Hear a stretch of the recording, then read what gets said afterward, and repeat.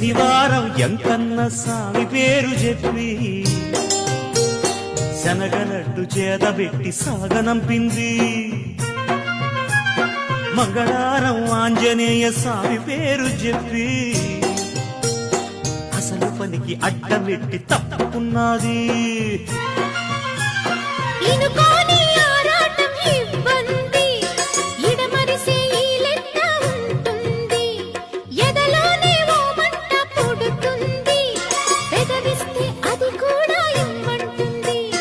చిరుముద్దుకి ఉండాలి చీకటి అంది, ఏ కళ్ళు పడకుంటే ఓకే అంది.